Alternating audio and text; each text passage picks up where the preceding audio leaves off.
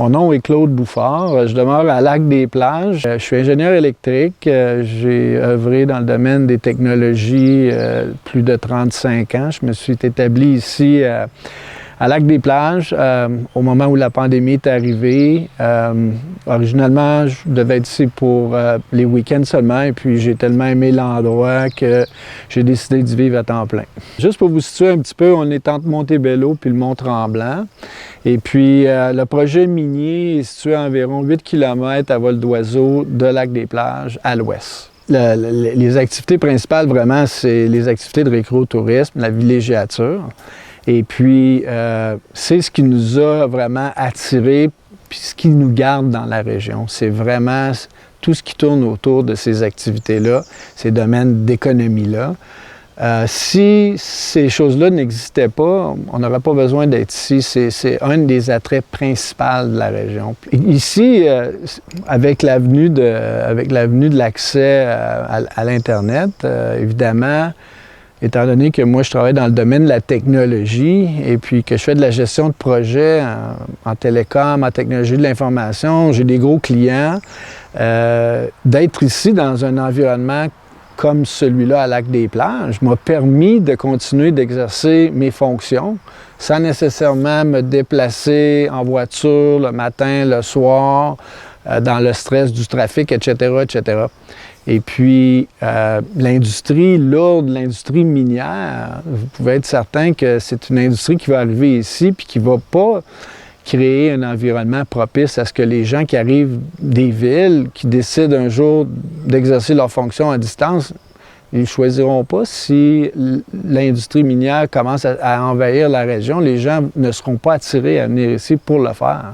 Alors, cette nouvelle économie-là va juste grandir. Plus que ça va aller avec les années, plus que les gens vont aussi utiliser ces méthodes de travail-là, qui sont des méthodes de travail à distance, de collaboration avec des outils qu'on a aujourd'hui.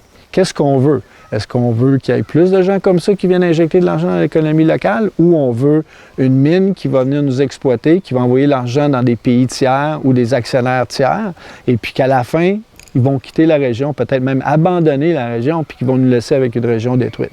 Alors, faites votre choix. Une des choses que je trouve un peu dommage, c'est que, bon, on a un gouvernement qui a dit qu'il n'y aura pas d'investissement dans le projet. Investissement Québec, ni le gouvernement du Québec va mettre de l'argent dans ce projet-là. Si vous pouvez lire entre les lignes, vous savez ce que ça veut dire. Par contre, on est encore ici, on a une minière qui continue avec des subventions qui viennent du gouvernement fédéral puis qui viennent de la défense américaine, non seulement pour produire ce qu'on dit, des véhicules verts, des batteries avec le graphite qui va sortir d'ici, mais des sous-produits qui vont être utilisés dans l'armement pour la défense, soit canadienne ou américaine ou quoi que ce soit. Alors ça, c'est de plus en plus choquant. Alors nous, on est encore en train ici de dépenser nos énergies à se battre contre un projet qui pourrait exister encore. Parce que techniquement, la loi ne permet pas au ministre, au gouvernement, d'arrêter le projet en amont.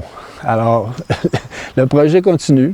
Et puis, dans quelques années, il y aura un bureau d'audience publique. Et puis, on va arriver, nous, pour dire, bien, regardez, on n'en veut pas de ce projet-là. Ça fait plusieurs années qu'on se bat. On a un résultat référendaire. C'est pas bon pour l'environnement. C'est pas bon pour notre région récréo-touristique. Ça va éloigner les villégiateurs. Les villégiateurs font vivre les industries, les commerces qui sont dans cette région-ci. Il va y avoir quelques mineurs qui vont se présenter. Dans quelques années, la mine va fermer. La technologie peut être désuète. Le prix du graphite peut monter. La mine pourrait fermer. L'automatisation des projets miniers aussi fait qu'il n'y aura pas tant d'emplois que ça. On nous dit qu'il y aura des emplois, des millions de dollars d'emplois, mais on sait qu'il va y en avoir des emplois, mais les sous-traitants vont venir de l'Abitibi, ils vont venir de la Côte-Nord, ils ne viendront pas de notre région. Il n'y a rien de bon pour nous autres là-dedans. Puis si on rouvre la porte à une mine dans notre région, il y en aura une deuxième, une troisième, une quatrième, une cinquième, il n'y aura plus de région. Alors, on n'est pas intéressé de transformer notre région de villégiature avec un environnement qui est très protégé, avec une biodiversité qui est la deuxième plus grande au Québec. On n'est pas intéressé de la détruire. Nous, notre part pour l'environnement puis pour le réchauffement climatique, ça va être de conserver notre environnement et non pas de la détruire avec une mine.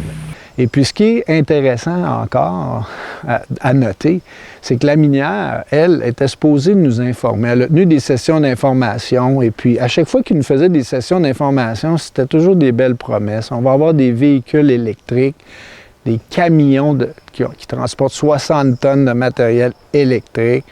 On va déplacer le parc de résidus qui était dans l'étude préliminaire. On va le déplacer parce qu'il est sur un milieu humide, mais on va le mettre à côté du milieu humide. On ne fera pas baigner le graphite dans des bassins, on va le faire sécher. On va faire recirculer l'eau. On ne pompera pas de l'eau du lac continuellement pour faire flotter le graphite.